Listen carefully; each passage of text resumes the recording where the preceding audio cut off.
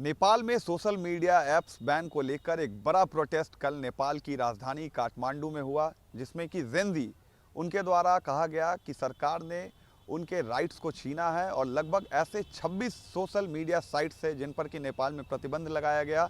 नेपाल में कल कई शहरों में कई जगहों पर जो है वो आंदोलन हुए और इसके बाद सरकार को ये फैसला नेपाल में वापस लेना पड़ा। इस वक्त हम पटना के सेंट ज़ेवियर्स कॉलेज में हैं और यहाँ पर सेंट ज़ेवियर कॉलेज के स्टूडेंट्स हैं, उनसे हम बात करेंगे, जानेंगे कि किसी भी देश में सोशल मीडिया साइट्स को बैन करने पर क्या असर पड़ता है। ये सारे जेनजी है, उस जनरेशन के हैं जिनके द्वारा नेपाल में प्रोटेस्ट हो रहा है और क्या असर उनका होता है, उनसे जानने की कोशिश करें। क्या नाम हुआ आपका?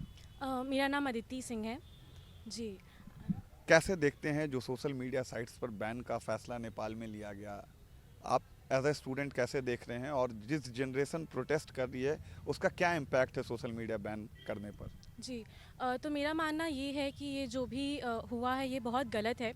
एंड नेपाल के युवाओं के लिए सोशल मीडिया ना ही एक प्लेटफॉर्म है बल्कि कमाई का भी एक बहुत ज़रूरी माध्यम है। हमारा जनरेशन इन्फ्लुएंसर्स काफ़ी ज़्यादा हैं एंड उनके लिए बहुत इम्पॉर्टेंट सोर्स ऑफ इनकम है सोशल मीडिया प्लेटफॉर्म। इसके कारण हम इंटरनेशनली लोगों को काट रहे हैं, हमारे आसपास के लोगों से काट रहे हैं।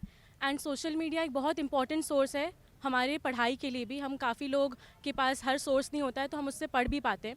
तो उनका नारा बहुत सही है कि करप्शन को रोकिए लेकिन सोशल मीडिया बैन को मत रोकिए।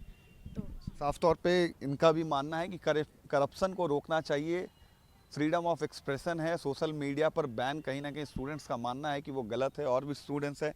आप कैसे देखते हैं अगर यहाँ पर सोशल मीडिया बैन कर दिया जाए बिहार में या फिर इंडिया में, तो आप एज ए स्टूडेंट्स आपके एजुकेशन पर क्या इम्पैक्ट पड़ेगा? अभी सभी स्टूडेंट्स एआई और चैट जीपीटी जैसे चीज़ों का यूज़ करके अपने कोई भी सब्जेक्ट या फिर कोई भी फील्ड में इंफॉर्मेशन गेन कर रहे हैं। लेकिन अब बिहार में एक बैक बंद हो जाना सोशल मीडिया और जैसे चैट जीपीटीज़, तो एज अ स्टूडेंट ये मुझे बहुत अफेक्ट करेगा कि मेरे को इन्फॉर्मेशन नहीं मिल पाएगा इन डिटेल कि क्या हो रहा है। मुझे कुछ चीज़ के बारे में जानना है कि कैसे होता है, तो I will be unable to do that, जिससे कि मेरे पढ़ाई में, मेरे कुछ एकेडमिक्स में ये मेरे लिए बहुत बुरी बात हो जाएगी। बस। आप कैसे देखते हैं इस फैसले को? गवर्नमेंट अगर किसी भी देश में किसी भी स्टेट में अगर इस तरह का फैसला लेती है, आप जैसे जेनजी जनरेशन लोग जो स्टूडेंट्स हैं उन पर कितना असर होगा?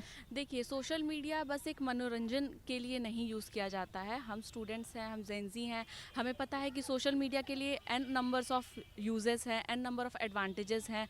और सरकार का बैन लगाना बिल्कुल ही गलत है। वो सर्टेन नॉर्म्स, सर्टेन चीज़ अपोज कर सकते हैं, सर्टेन रिस्ट्रिक्शंस लगा सकते हैं, पर इसको बॉयकॉट करना और फुल्ली इसको कैंसिल कर देना ये सही नहीं है।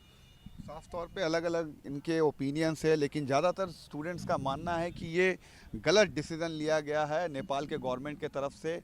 आप क्या सोचते हैं? जिस तरह का अनरेस्ट काठमांडू में इस वक्त हो रहा है, करप्शन के खिलाफ अब ट्रैक बदल रहे हैं, स्टूडेंट्स कह रहे हैं कि करप्शन भी है, लेकिन पहले कोशिश किया गया कि कंट्रोल किया जाए सोशल मीडिया पर बैन लगाकर। आपका क्या थॉट प्रोसेस है? सर बेसिकली गवर्नमेंट कोई भी क्लैरिफाई नहीं कर रहा है अपने स्टेटमेंट को। बेसिकली वो लोग कह रहे हैं कि हम लोग मिस इन्फॉर्मेशन से फाइट करने के लिए बैन डाले थे इन चीज़ों पे, जो बहुत गलत है। बेसिकली गवर्नमेंट बस अपने खिलाफ क्रिटिसिज्म नहीं देखना चाहता है, जिसके वजह से वो बैन्स लगा रहे हैं, जो बहुत क्लियर है। तो that's what I think sir, government बस क्रिटिसिज्म नहीं लेना चाहता। आप सोचते हैं कि फ्रीडम ऑफ एक्सप्रेशन पे या फिर अभिव्यक्ति की आज़ादी पर ये एक तरह से अटैक है, इस तरह का बैन लगाना? ऑफ कोर्स, जैसे कि हमारे यूथ की आवाज़ को दबा दिया जा रहा है। यूथ की आवाज़ को दबाना कोई समाधान नहीं है। सोशल मीडिया प्लेटफॉर्म सिर्फ मीम्स और रील शेयर करने का कोई प्लेटफॉर्म नहीं है, बल्कि ये प्लेटफॉर्म है हमारे न्यू थॉट प्रोसेस का। हमको ग्लोबली कनेक्ट करता है। अगर उस चीज़ को ही अगर दबा दिया जाए तो युवा की आवाज़ को दबाया जा रहा है, और युवा की आवाज़ को दबाना वो बहुत बड़ा प्रश्न है वहाँ की युवाओं के ऊपर भी और वहाँ की सोशल मीडिया पर भी, वहाँ के पॉलिटिशियंस पर भी। Thank you. कैसे कंट्रोल किया जा सकता है जो अनरेस्ट इस वक्त हो रहा है नेपाल में? आप भी स्टूडेंट हैं, बिहार में हैं, आप बगल में नेपाल है।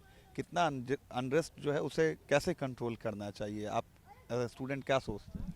एज अ स्टूडेंट तुरंत ही रेस्ट्रिक्शंस नहीं लगा देने चाहिए। आपको एक प्रॉपर नॉर्म, एक प्रॉपर रूल्स रेगुलेशंस को बताना चाहिए कि हाँ हम बैन लगाने वाले हैं, जिससे लोग प्रोटेस्ट तो करे ही, ऊपर से एक तो आप जो रूल्स बनाओगे तो उससे ये होगा कि लोगों के दिमाग में ये पॉइंट ऑफ व्यू घुसेगा कि आप हाँ ठीक है, ये रूल्स हैं, ये रिस्ट्रिक्शंस हैं, तो हम इस चीज़ को फॉलो करें, और फॉलो करेंगे तो बैन से भी लोग जो प्रोटेस्ट कर रहे हैं वो भी मिनिमाइज़ होगा, और गवर्नमेंट भी खुश रहेगी, लोग भी खुश रहेंगे, हमें भी खुशी मिलेगी कि सोशल मीडिया बैन नहीं है एंड उसका अच्छे से यूज़ हो पाएगा। सोशल मीडिया बैन नहीं होना चाहिए, इन सभी स्टूडेंट्स का लगभग यही कहना है। आप भी यही मानती हैं जी कि सोशल साइट्स को बैन नहीं होना चाहिए? जी मेरा भी यही मानना है। ये कदम जो नेपाल सरकार ने उठाया कि सोशल मीडिया को पूरी तरह से बैन कर दिया जाए, यह एक तरह से सेंसरशिप की तरह लगा मुझे कि बिल्कुल युवाओं की आवाज़ को दबाना, जहां आज के समय में शिक्षा, बिजनेस और हर जगह रोज़मर्रा की जीवन में जहां सोशल मीडिया का इतना ज़्यादा इस्तेमाल है, वहां पर पूरी तरह से बैन, ये एक तरह से हमारी आवाज़ को दबाना हुआ, जो बिल्कुल गलत है। और सरकार को इसके बारे में पुनः विचार करना चाहिए और फिर से कुछ नए कदम या कुछ। वहाँ नेपाल की सरकार ने जो अनरेस्ट हुए हैं काठमांडू में, उसके बाद वहाँ पर उस बैन को अपलिफ्ट किया है, लेकिन वो प्रोटेस्ट और आगे बढ़ता जा रहा है करप्शन के खिलाफ, सरकार के खिलाफ। और भी स्टूडेंट्स हैं, उनसे बात करेंगे। नेपाल में जो सोशल मीडिया पर बैन लगाया गया, as a student, as a Gen Z, आप कैसे देख रहे हैं? क्या लगता है आपको कि गलत हुआ, सही हुआ? आई थिंक ये गलत हुआ है, क्योंकि फ्रीडम ऑफ एक्सप्रेशन के ख़िलाफ़ है ये। ऑल्दो जो मिस इन्फॉर्मेशन और जो मिसगाइड कर देते हैं लोग सोशल मीडिया पे, वो तो चलते ही रहेगा। कुछ लिमिटेशन के साथ सोशल मीडिया को यूज़ करने का उनको टेक्निक लाना चाहिए था, ना कि बैन कर देना चाहिए। बिकॉज इस डिजिटल एरा में सोशल मीडिया एक ऐसा प्लेटफॉर्म है जो न्यूज़ को इंस्टेंट मैसेज के पास पहुँचाता है, तो बिल्कुल बैन करना आई डोंट थिंक सो कि ये सही फैसला है। एक और लास्ट हम ओपिनियन ले लेते हैं। क्या देख रहे हैं आप, अब उस अनरेस्ट को कैसे कंट्रोल किया जा सकता है? एज अ स्टूडेंट आप क्या सोच रहे हैं? देखिए, एज अ स्टूडेंट मेरा इस पे मेरे जो विचार हैं वो काफ़ी क्लियर है। अब सरकार है, उसके भी अपने रीज़न्स है ये करने के।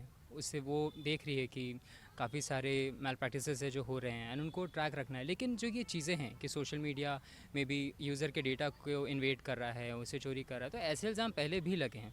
अगर आप प्रदेश में देखें तो फेसबुक पे ऐसे इल्ज़ाम लगे थे, जहाँ पे मार्क ज़करबर्ग को इस पे केस हुआ था। इंडिया में भी कुछ साल पहले टिकटॉक जैसे ऐप पर बैन लगा था।